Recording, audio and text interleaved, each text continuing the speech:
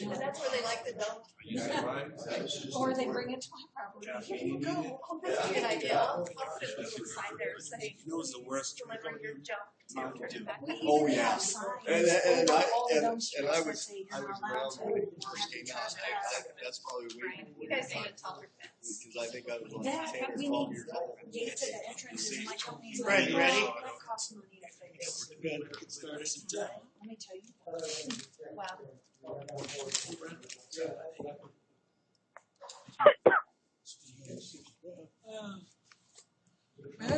Staff ready? You can't do that. Sorry, yes, I can. Oh, I'm gonna be struggling. Welcome to my world. All right. Good evening, everybody. We'll go ahead and get started with the work session for this evening. First item on the agenda is 2023 General Fund Revenue Budget. We'll hear from staff. Good evening, Mayor and Council. It's great to be before you this evening, and even though it's 97 degrees outside, it's time to start preparing for the new year, 2023. The budget season is in full swing. Jackie's been meeting with staff and myself over the last 3 weeks already, and making great progress. So this is the first of several budget presentations you'll see. This is on the general fund revenue. Before we do anything else, we need to kind of scope how we're doing so far this year and what our projections are for next year. So Jackie will lead you through this, ask for your questions, comments, items for further research, that sort of thing. We need to nail this as close as we can in order to proceed. And then, of course, the next step will be at your next work session, we'll be presenting the capital budget, and then moving right along with compensation and classification study, operations and maintenance, and then rolling on through September and October. So. Season's in full swing, so take it away. Here we are. Thank you. Good evening, everyone. We'll Good try evening. to accomplish a few objectives tonight. We'll look at the major revenue sources that do impact our general fund, which is our main operating fund at the city. Sales tax is one of the biggest ones we'll spend the most time on. We'll also look at other major general fund revenues, and then look at some fund balance summaries and kind of where we're at in the overall process that Randy alluded to a little bit. So we have a few current trends that are driving our impact, or that are impacting our projections for next year, making it some interesting forecasting for us. We know construction costs are incredibly high. Inflation is everywhere. Everything that we're spending has an inflated cost on it. So we're seeing it not only on our expense side as far as what can we do, what projects need to be on hold, looking at other revenue sources to get things accomplished, as well as the revenue streams that are coming in. So our home builder and their ability to construct future development here at the city has also been impacted by inflation. So as we're looking at development revenue, which is both our building permit revenue and our use tax revenue, their projections and what they're able to do has a significant impact on what money we have available and what we're able to do.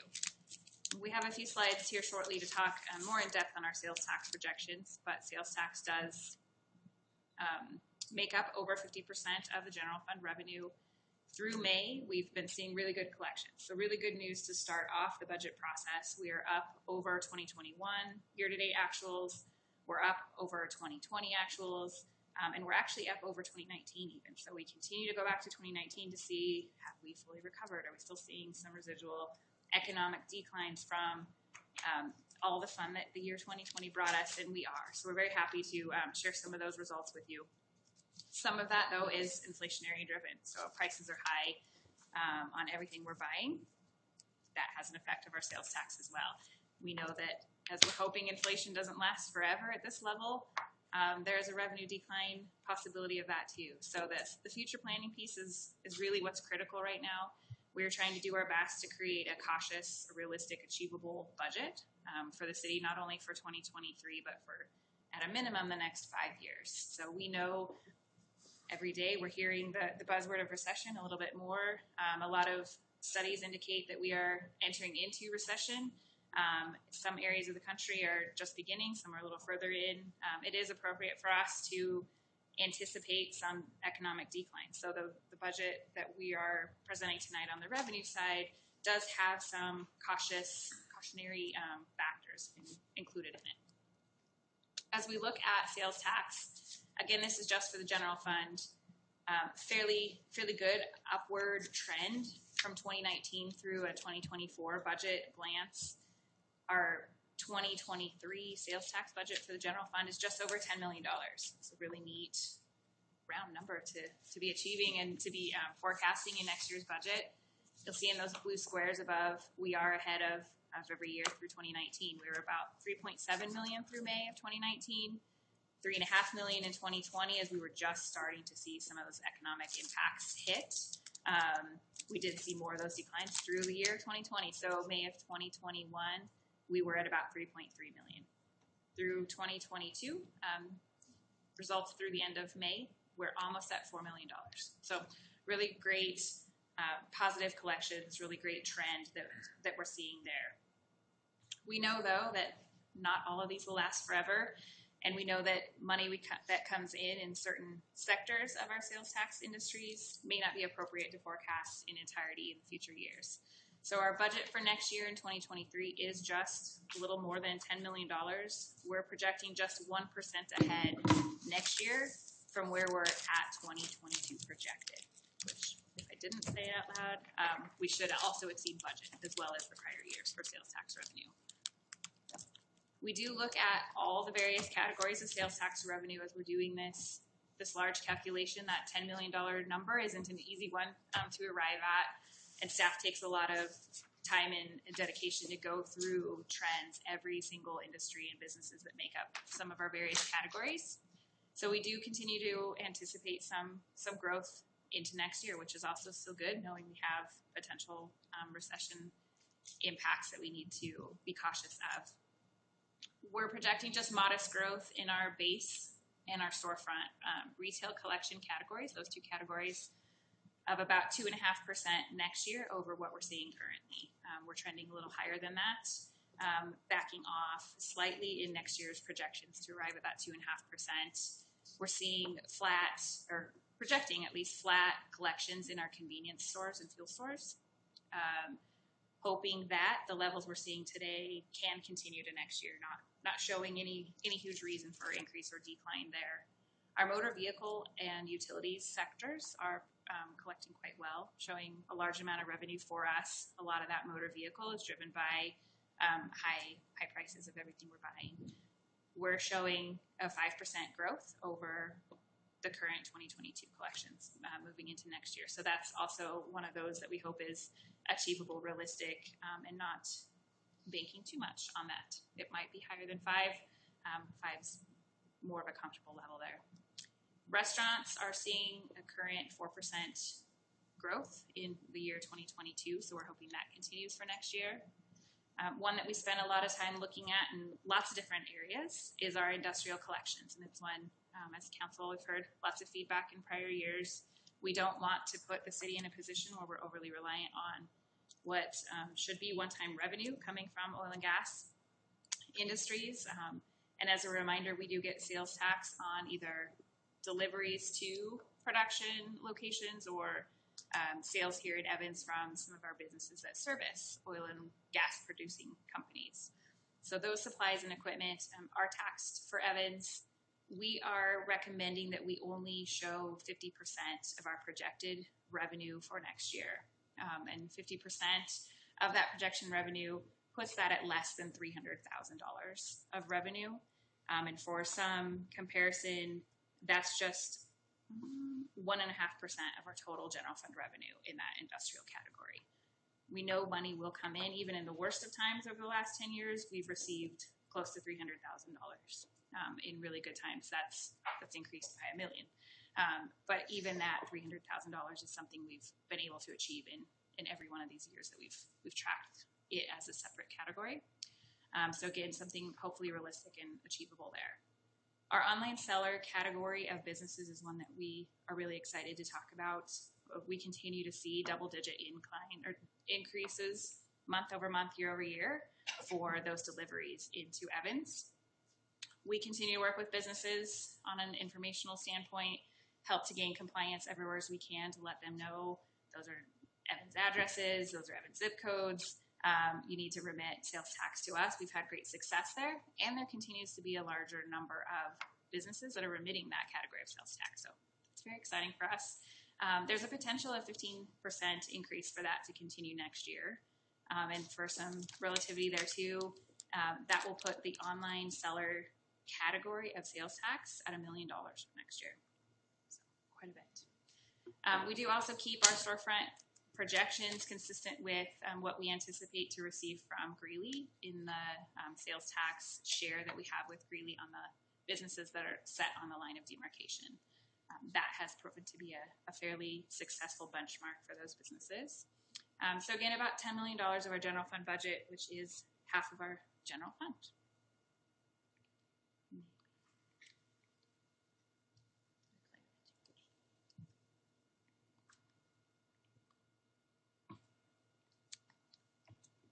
Oh, now we're all over the place. Okay. Property tax is another major revenue source in the general fund.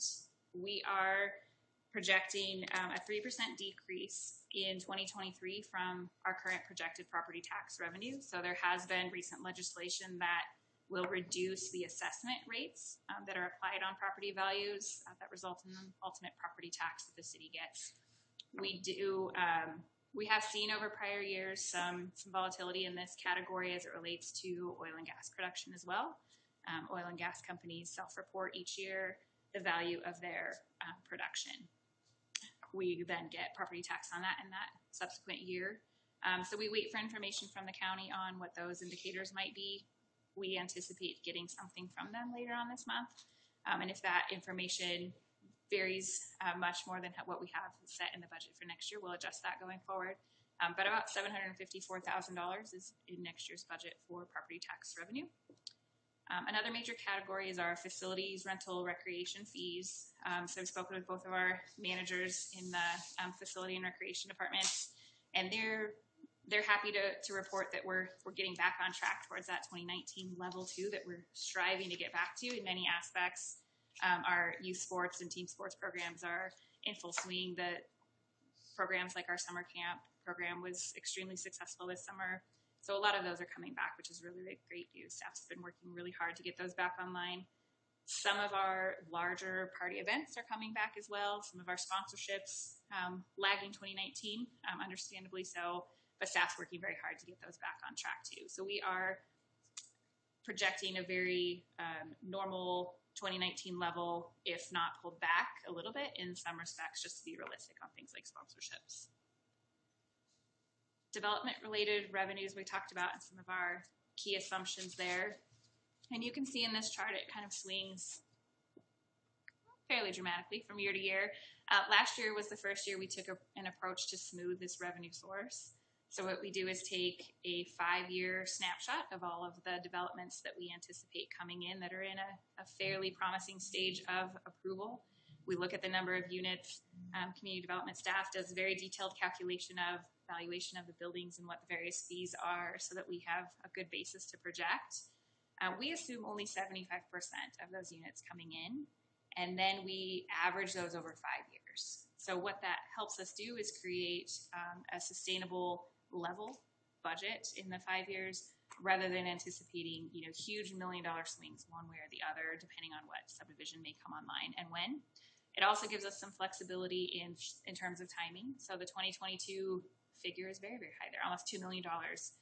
We don't today anticipate that we will meet budget in that individual revenue category as there has been some delay in development. The good news is that's not lost revenue in our eyes. Rather, that's revenue that we'll see come in one of the next 5 years.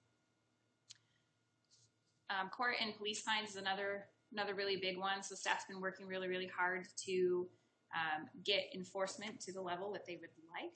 Staffing constraints has made that challenging this year and every year.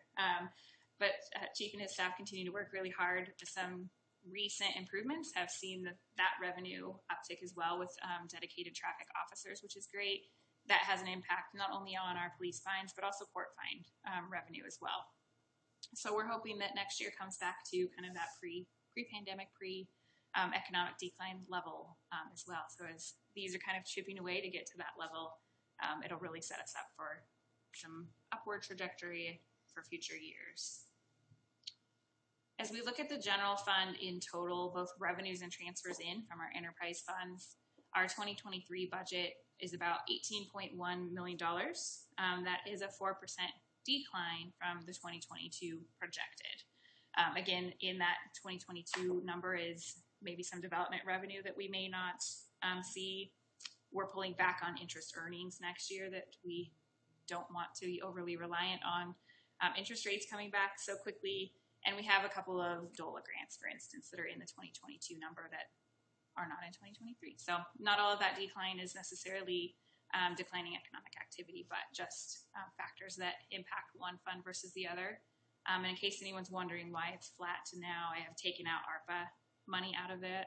I wanted to see more of an operational trend and not be skewed by that ARPA money. The good news is these numbers are positive in our net results for the next 5 years. I think it's a really great start to our budget. We've really gone through a lot of our revenue streams, making sure that we've touched every one of them, that their prices are set right, that the number of instances or occurrences we see on any of these for next year are set appropriately. And at this point in the budget, I'm really happy when we do that and we have some normal operating expenses in there and that net results is positive. So what it means is we think we'll be able to accomplish next year's operational expense needs with the money we anticipate coming in. The hard part of being early in the budget is that number is very small. So those are in thousands. You're somewhere in the $300,000 to $400,000 range every year for each year in the next 5 years. That does not give the city much room to add anything additional to the budget at this point. We know, as Randy mentioned, we're looking at classification and compensation studies. We want to make sure that we are able to not only attract but retain the best, highest quality staff to provide services to our community.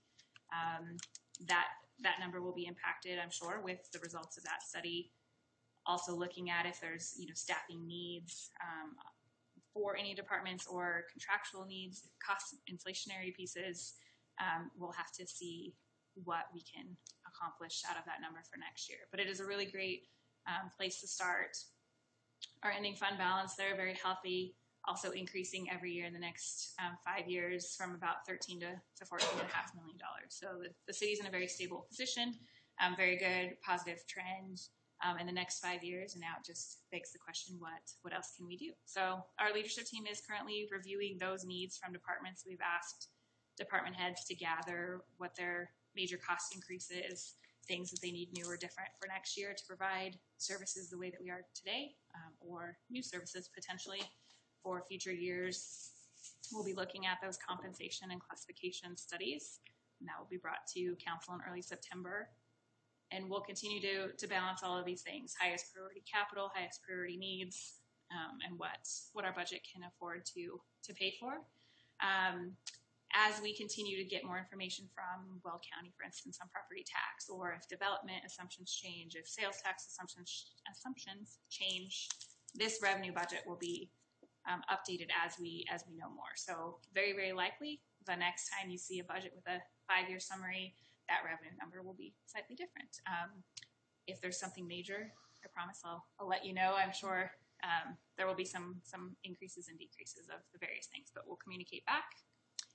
And then I think Randy outlined the major highlights of what else we'll be doing. We're on track to have a good balanced budget to council for consideration by October 15th. With that, I'd be happy to answer any questions you might have. Great, thank you. Since Mayor Pro Tem's online, I'm going to go ahead and start with her if she has any questions or comments. Amanda? Yeah, I think this looks pretty strong.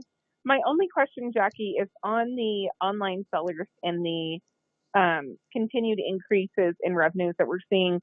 Are we seeing decreases elsewhere? For example, are people changing their shopping habits and that's what we're seeing? Or are we seeing kind of similar trends, or rather kind of regular shopping normalize and seeing a 15% increase in online? Yeah, great question. Thank you for that. We are seeing increases overall. So we are 20% up in May of 2022 over May of 21. So it's really strong. And even that online sellers category is actually up 54% from this time last year. So we're trying to be realistic and not forecasting an additional 50% increase for next year, and pulling back to that 15% level. But it is definitely something we think is achievable without seeing declines in other categories. That's great. And I think one thing that's really positive about that, particularly for our community, because there are so many options now for online shopping, I do greatly appreciate that does provide our community opportunities to collect taxes on things like groceries and those sorts of things that people, I believe, are getting primarily online now. So that's a great trend to see. I think the rest of this looks wonderful, and I don't have any additional questions. Thank you. Any questions or comments for staff? I just have a little question about our court fine collection. I think we have a large outstanding balance on that. And I don't have the solution. I just have the observation. And I would like to see what maybe we can do to legally collect on that, those outstanding fines. I mean, the city can certainly use the money, and it could certainly go back towards, the police station or, something. So that's the only thing. I just appreciate you being super conservative. I've always thought that if we were conservative and then at the end of the year we had extra, then we could do the extras with the extra, but we can't go back and say we wish we wouldn't have over budgeted for certain things and then be in a pickle at the end. So I just really appreciate the conservative nature, and I'm hoping that it's conservative enough for the situation that I think our economy's in, and I hope that historically we've been very good with the budget, so I appreciate that. And if I can speak to your court collections, we do enforce those. So we've actually switched collection companies this last year. So we do have a process to collect those, similar to any unpaid dues. Recreation uses the same collections company. After our attempts to reach out to them, then they don't sit there forever. So and this is the first year we've used a collection company? This is the second full year that we've used a new collection We've company. seen We've seen a much big better increase. service. Yes. Okay, that's good. Didn't maybe Scott or Drew can answer this, didn't the ACLU kind of put some kind of kibosh on pushing people to pay the fines? On some of the traffic pieces, is that correct, Scott or Drew? Yeah, Drew can speak to it probably more than I can, but essentially, you used to issue bench warrants for people who are not paying their fines, and then the ACLU filed some suits and said you can't get some people who are not going to pay their fines. So that put that on the question. Thank you. Any other I additional? have another question. It says online sellers. What about online buyers? Is there any kind of revenue generated through that? So any purchase that is made online that's delivered into Evans is captured into that category there. So if it's if it's an Evans business that's doing business online and then delivering to a different location of Evans, that might be captured in that if it's not a storefront business. But yeah, any of those kind of e-sales, anything online should be incorporated in that online seller category. Okay, thanks for explaining that. All right, great. Thank you. Appreciate it. So overall on the right track. That bottom line, after a lot of data crunching, about a 1% increase over projected 2022. Originally projected, correct? Not revised, projected. It's The 2022 budget. It is projected for sales tax, so there is an increase there in sales tax. So, conservative, and maybe seeing some ricochets, if you will, some side effects of this as we move forward with the rest of the budget. That's great. Thank you. Thank you. Thank Appreciate you. it. Good job. All right, next item on the agenda, item number 2, East Side Storm Sewer Project Update. Here from staff. This is an update that we've been waiting to present to you until we had enough information on the second of the 2 designed stormwater projects. As you recall, about a year ago, we came to you with the results of the design and budget projection for the 31st Street project. It runs from basically come and go east to the First Avenue area. We came away from that exercise with a design that we were prepared to set on the shelf and then come back to you when we had 35th Street, the Heritage Inn to the river project, designed to a level we had a budget projection for you. At that point, there can be a direction given about, okay, which of these 2, can we do both? Which of these 2, if not, and where do we go from here? Mark's going to go into some detail about where we're at now that we do have 35th Street designed to about a 60% level and some budget projections for that. Just as a reminder, there is an authorization for up to $8.6 million in state revolving fund monies that we went out and received in 2019. So we've been working on that sort of promise of loan, kind of maximum amount that we can get at this point, and do have some information to share with you, and then we'll be asking you for some direction on where to go from here. Thank you, Randy. Is there a slide check? Did we give her the slide presentation? I thought you did. Okay. Hang on a second.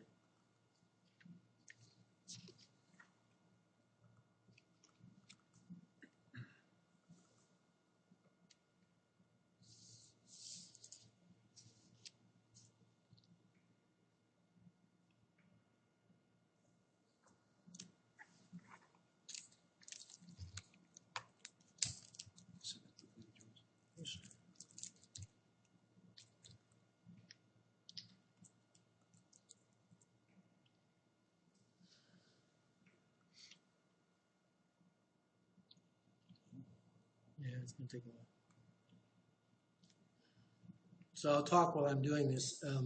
We're going to share a slideshow here in a second, but just to give you guys an update on the 2 projects that Randy If outlined. you email it to me, I can get it Yeah, up on the screen. I'm trying to, but it's taken a little while. So the first project is 31st Street Outfall. Basically consists of cleaning out the pipes from 31st Street on 85 east to the ditch, and then installing some pipe lining underneath the railroad tracks, cleaning out the ditch on the east side of the railroad, and also installing a detention pond in front of the come and go.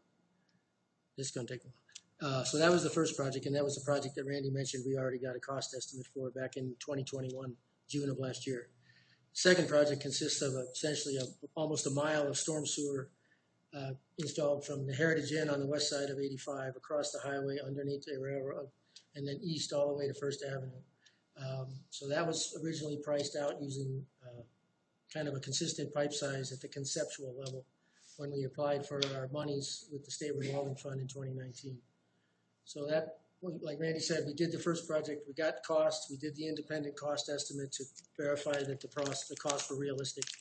And that came in about a little over $3 million, which is contrasted to the original number that we applied for with the 2019 application of $1.7 million.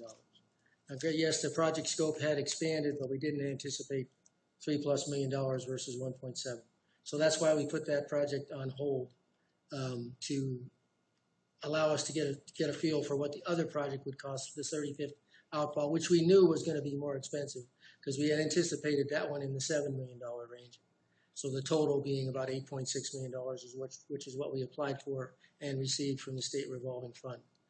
So when we got the cost back at the 60% level for the 35th Street Outfall, came in at just over $12 million.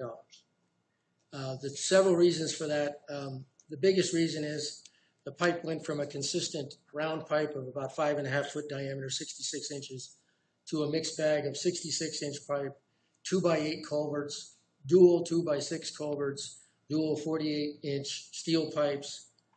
Plus, we had added into the cost of the project the boring underneath the railroad with those very large pipes. So that really raised the cost of the project.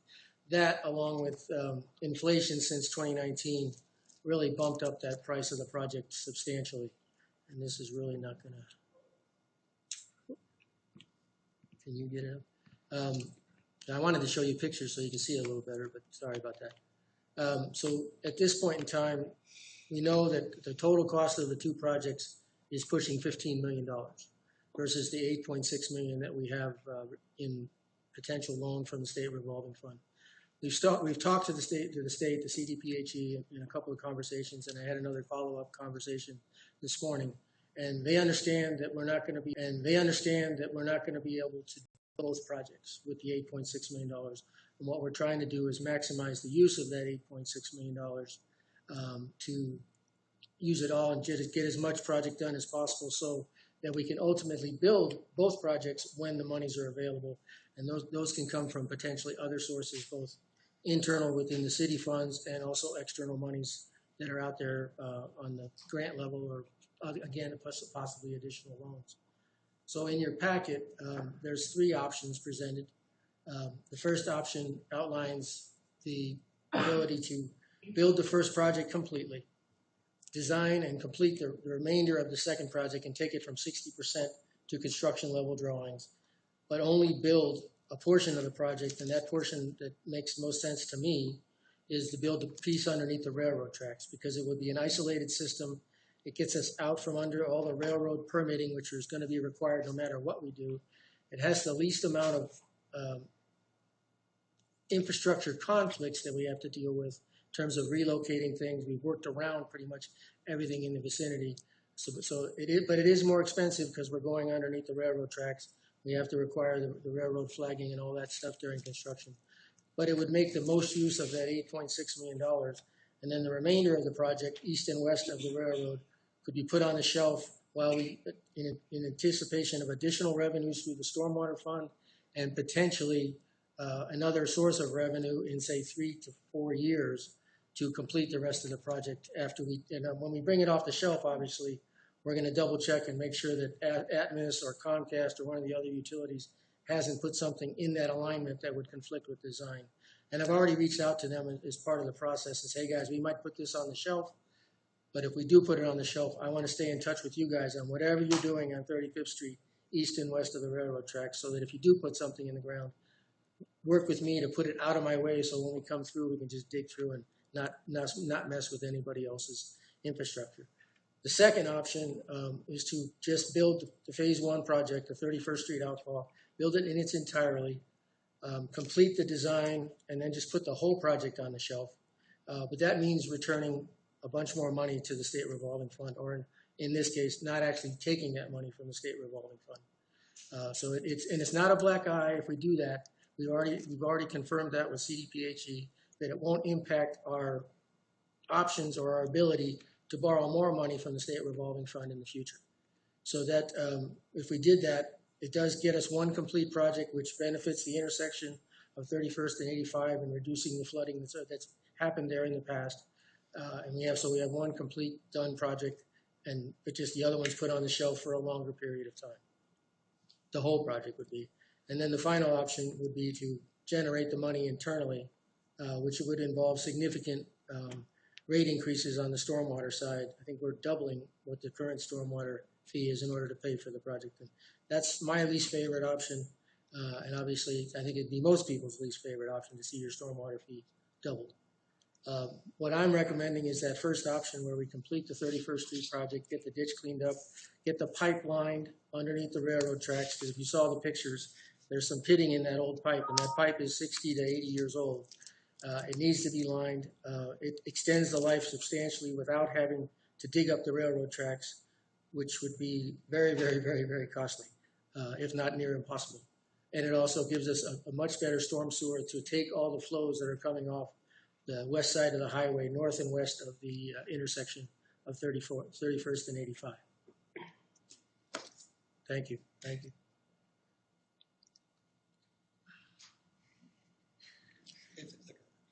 Yeah.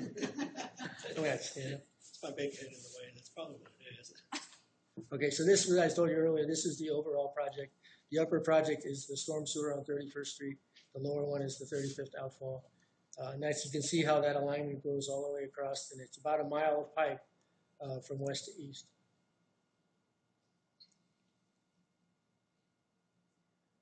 Is it still not forwarding? There we go. This is a more detail on that. So on the west side, you see that green shaded area is the additional detention pond. And then the pipe that's the existing pipe that's out there. In fact, the pipe has already been cleaned out. It was cleaned out during the design of the project so that we could see the condition of the pipe, particularly the corrugated metal pipe underneath the railroad tracks. We couldn't see it because the pipe was half full of sediment. So we've already done a lot to establish better hydraulics or better flow capacity in that pipe during the design of the project. So we already have some benefit from the design.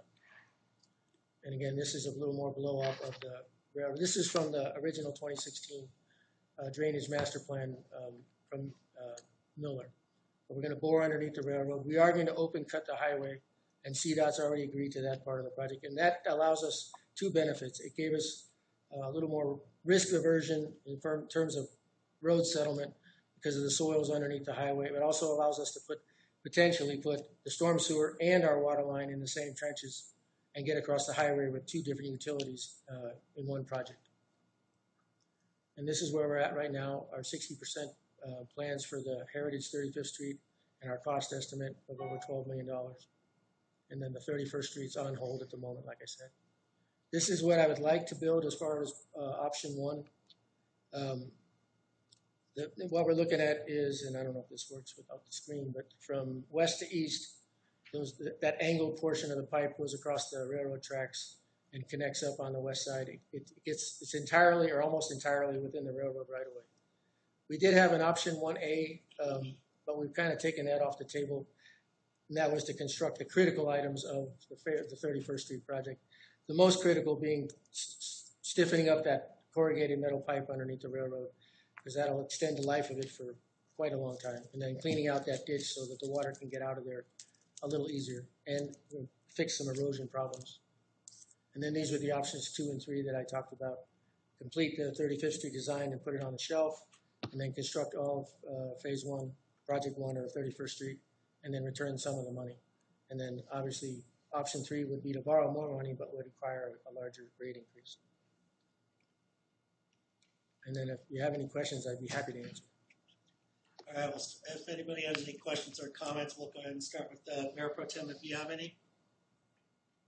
I don't have any questions. I, too, based off of the information provided, would be in agreement that option number 1 is the most satisfactory at this point in time. Anybody else have any questions or comments? I do. Yeah.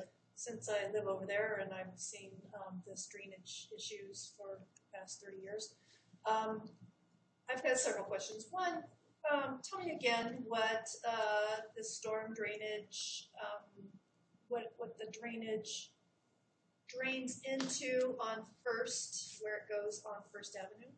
So it drains into the existing tailwater ditch for the Evans ditch, runs all the way out to the river, and we did survey the entire end of it. Okay, that's on 31st. So your proposed 35th line that's going through the neighborhood and through Jamie's old field and that. So it runs across the Bird property and then across the lagoons, and just north on the north side of Elevated, there's a tailwater ditch that runs out to the river. Okay, and so that's where we're outletting it. Okay, I was just making sure that we weren't, putting it into the wastewater so that it gets pumped back up. But if it goes out to the river, that's fine. My concern is, of course, I would like to see, I think one also, I'd like to see a project come to fruition and from the beginning to the end. Where I have concerns with, if we did partway, and you said the 35th Avenue would just be a closed circuit right now, so that's fine. My concern is if we don't do it from one end to the other, we're taking a brand new, larger drainage system and plugging it into the old, small drainage system. And I would fear that we would be pushing a problem from Highway 85 off down into the neighborhood or into, well, it's mostly the neighborhood. So with that being said, I mean, I'd like to do that. I'd like to get that whole entire 31st done. My thing with the railroad and doing that portion of it is the railroads kind of own everything, and they make a lot of decisions for us. And I think if they are willing at this time to let us do the drilling and get this done, then that's probably a really good thing to do, because they may have a change of heart in the next couple of years. We might not be able to afford it, with the cost of things going up. So I totally agree. I would like to see the one project totally done, and then the preparatory underneath the railroad done. If that's a closed. Yes, it would be a closed system. There would be for no right water now. Yep. going into it for now. So we wouldn't be impacting or connecting to any existing stormwater to push water into neighbors where it's not already going. Right. Okay. That's the goal. And those two pipes, that angled piece of pipe up on the plan, that's just across the tracks, and they'd be closed off. We put a seal plate on each outlet and inlet, and then when we connect in the future, we pull those plates and go. Because the last real impactful rainstorm that we've had in this area was 2015. We haven't seen any of the storms that would test anything. So I just think that we need to be very careful about pushing the water, to the older part of town with the older systems. Understood. And that's why we thought about trying to start from the downstream end and work our way up, but then we're intercepting water, and we don't. This makes the most sense, in my opinion, to get us out from underneath the railroad and go.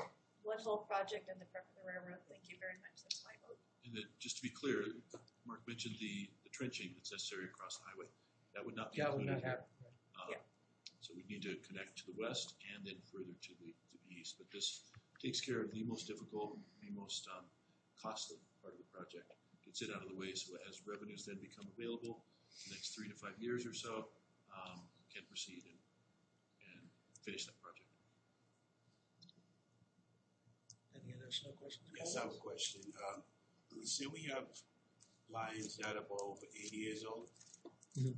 Are we using that modern technology with a polyester tubing to line it? In this case, we're using centrifugally cast concrete pipe. So it's referred to as CCCP. Yes. It's different than the polyethylene or the polyester because it's an actual concrete lining of the pipe, and it fills up into the corrugations of the corrugated metal pipe. It actually fills up that, and it reduces the inside diameter of the pipe itself by maybe a half an inch, but it improves the conveyance by smoothing out the inside of the pipe, so you get less friction for the water to go through. It extends the structural life of the pipe substantially. Versus if you try to use it with just a typical liner CIPP technology, that doesn't give you as much structural strength to improve the long-term capacity of the pipe. So this is a much better product for this particular situation. And what's the lifespan of something like this? I know you can't really tell. Well, the pipe's been, CMP's been in the pipe for 70 to 80 years. I think the actual, the railroad installed it, I want to say somewhere in the early to late 50s. That's not quite 80 years. And it's in decent shape. I can show you the video, except for a few places where there's some actual cracking where you can see the dirt outside of the pipe. There's not a lot of that. This gives you, the top of the pipe is still shiny, so to speak. The bottom is obviously not because it was full of sediment. So this will, I would say, estimating 20 to 30 more years. Well, I'll be here, so we'll see what. But I mean, some of these pipes weren't intended to last even as long as they have. I'm just kind of thinking of what modern technology we can use to maintain our sewer system. It's maybe something will come up later on. Well, I think that the next time we go underneath the railroad with a storm sewer, we'll have to bore a new pipe. I don't know. We can't do much on a second go around once we've lined it one time. I figured so. And there is some room out there for an additional pipe if we had to go that route. Yeah, the more lining you install is going to get narrower. Yeah, slightly. Yeah, every time you add more lining, it would get smaller and smaller, which reduces the capacity of the pipe. Okay. get to, you like to see the camera. Oh, yeah, if you want to see the, yeah. That's all I have. Thank you. All right, any additional questions or comments? I agree with option one. Same here. Mark, it makes sense to use up the money we've been offered so far. And if we can spend the 8.1 million to get one project finished and get probably the sore point of the second project constructed and capped off, that's great, because at least we're getting it, we're making progress on both of them. And in addition, on top of it, when we build that piece, we will also, this is a separate fund, separate project, but they'll be done together, is we're going to upsize that sanitary sewer in State Street from 31st all the way down to 37th, from 8 to 12. We have to do that in order to, number one, get the capacity that we need for the sanitary sewer, but also make it clear the storm sewer. Because right now they're right here, and we're just going to lower the sanitary just a little to get it underneath. All right, sounds like option one is what we were looking at, so. Just a couple quick points then. As we noted in your staff memo, there is approximately $33,000 or almost $34,000 change order needed to one of the contracts to finish the design. That funding is available from the state revolving fund, so it's not a money request, but it is a request for you to approve that change order going forward. So we'll, with your direction tonight, we'll come back to you at the next meeting with that change order. And then, Mark, if you would talk a little bit about construction sequencing and phasing. Okay, I've told my design team is currently on hold until tomorrow morning when I had a decision. We're going to move forward with the design of the 35th Street project, and then BT Construction is going to move forward with an updated cost estimate for the 31st Street project based on current cost, and then we're looking at potentially getting under construction by the end of the year. They currently have a window in their schedule, which I think we may be able to do that, but I'll get more detail from them tomorrow or Wednesday when I talk to them in person. And did you say there's going to be any closures on 31st? I hadn't thought that far in advance yet, but with the lining of the pipe, they'll be in the middle of the roadway, similar to what they were when they were doing the pipe cleaning. So the likelihood of a closure, we could probably work traffic on both sides. But there may be a possibility of some short closures on 31st. And I just want to make you aware that the Glorious Railroad has the trucks, all three of them, stopped for hours on end. Mm-hmm. You know. And sometimes they actually just leave 31st Street open when they are in LaSalle. So that's kind of an essential way in and out of the east side, especially if you're hoping to have some kind of emergency equipment there. Yes. So if we could at least try to keep one way open as much as possible, and especially on the weekends where they have that train blocking the intersections, that would be very helpful.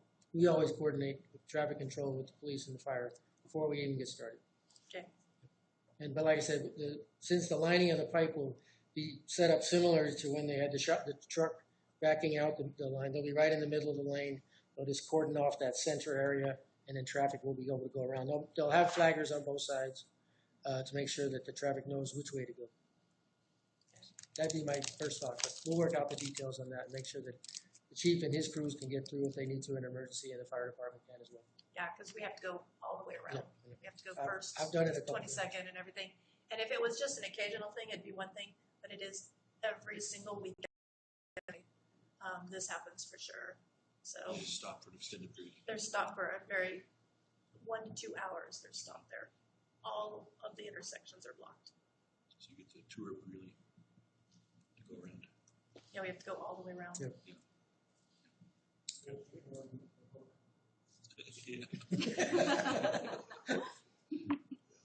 All right, Thank okay. you. Thank you for your direction. That lets us proceed with the finishing up the design for 35th Street, starting the construction of 31st Street, and then moving on to construction of 35th Street next year.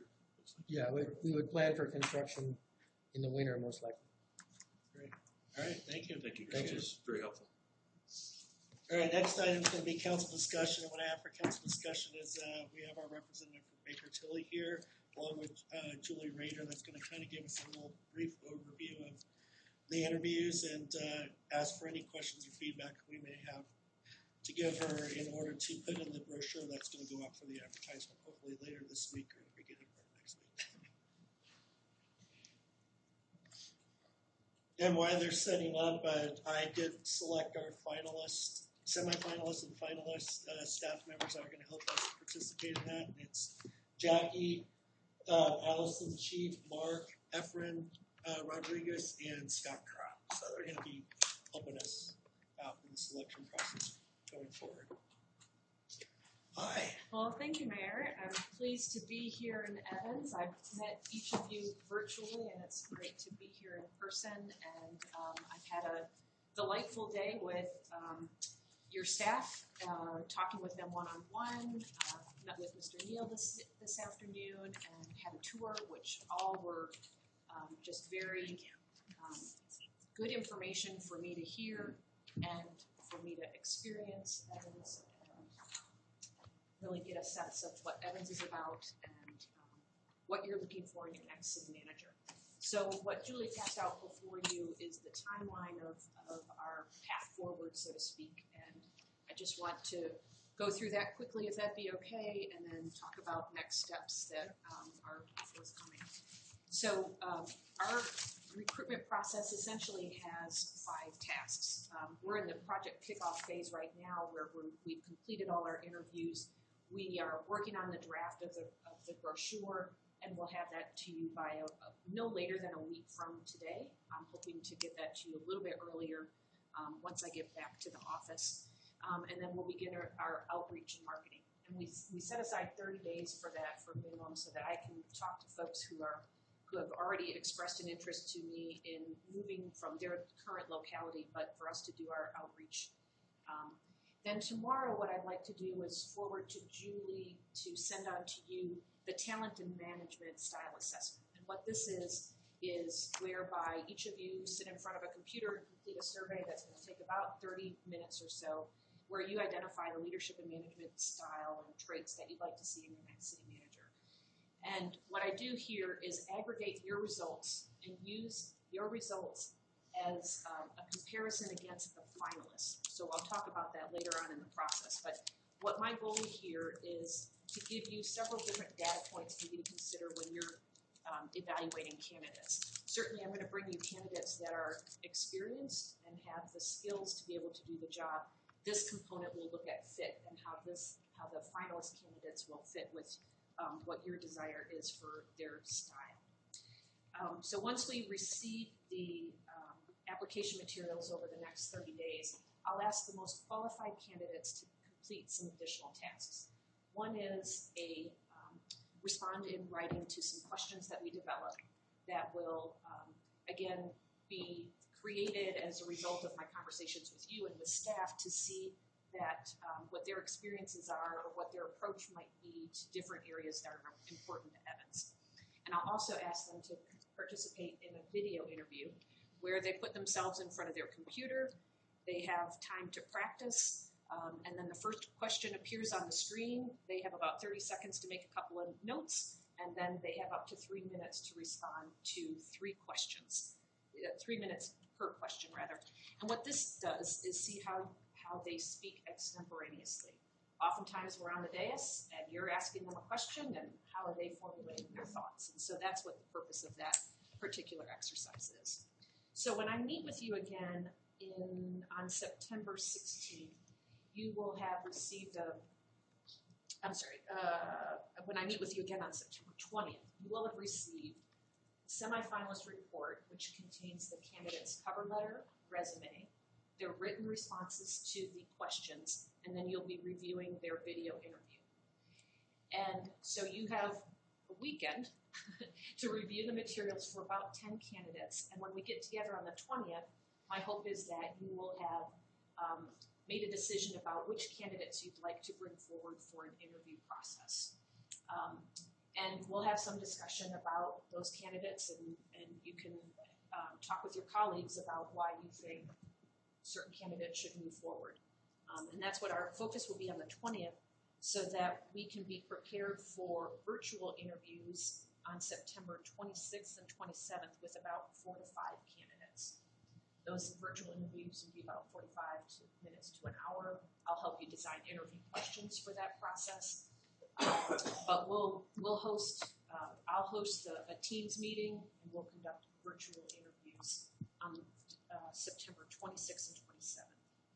Once you determine who you'd like to be finalists for an in-person process, I will ask those candidates permission to complete their reference and background check. So again, giving you additional data to consider about these finalists. And then I'll also provide you with what I call an internet search report, which gives you information that is publicly available.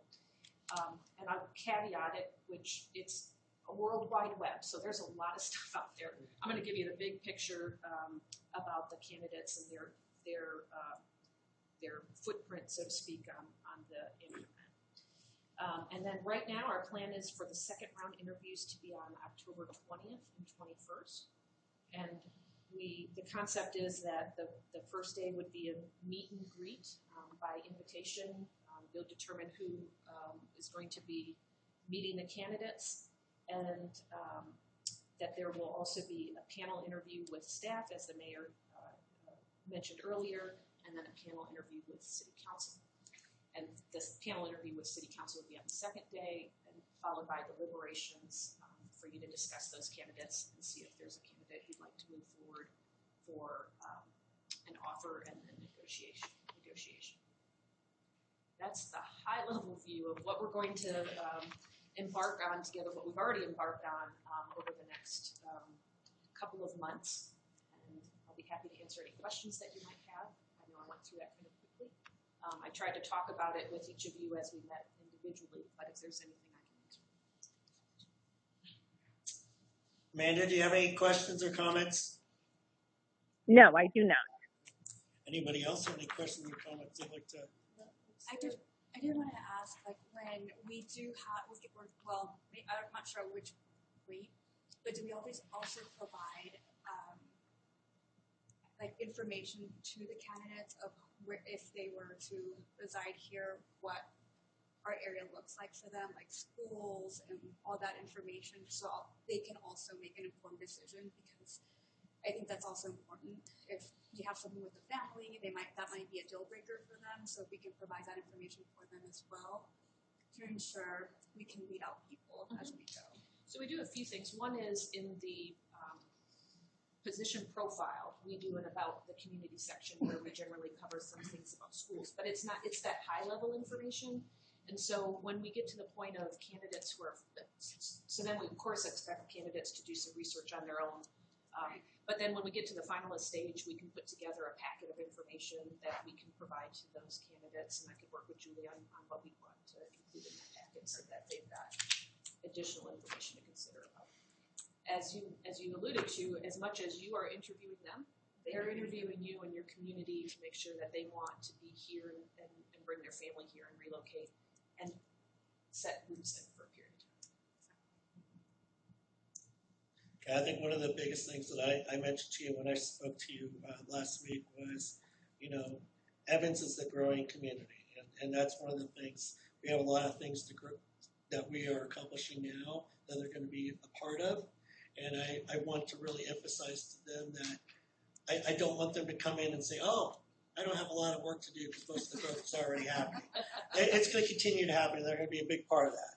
And I want somebody that's going to be able to come in and take charge and say, okay, I know we have this going on, but what do we have going down the future? What can we bring in, down the road in the future? And I want somebody to really come in and evaluate, our codes and find ways to streamline our processes, make them simpler for those that want to come in and do business with Evans. I want it to be, something that, hey, this is a place to do business, and we're making it easy for you to do business. This is what we've done. So I absolutely heard that the next city manager is by no means going to be bored. Right, absolutely. There is a lot of activity in it, and it's exciting activity here in the city. And you can see how everything's really you've created this pathway, and you're going forward for sure. And you don't need someone that is just going to be sitting in an office because they're going to be busy, and you have a very well qualified staff who's helping meet and take the vision that you have and move it forward. A bold leader will continue taking us to the trajectory we want, because we already have a vision. It's just ensuring that they're heading that direction boldly. And making sure they continue those relationships with the communities that we've already developed, those really good relationships. I think that's the biggest keys. I think a lot of the reason for our success over the last few years is because of those relationships that have been built. And that's something that we're going to really need going forward. And A connector. anybody else have questions, comments? No? All right. Well, thank you so much. Really Thank you. appreciate Nice to it. meet you. Forward to being back in person. Likewise. And I did forget to also mention that Julie is also part of the selection committee, so if I left her out, I apologize. So. All right, well, it's 7 o'clock. We'll take a quick couple-minute break. Let's start at 7:05 and get the meeting started. All right, well, it's 7 o'clock. We'll take a quick couple-minute break.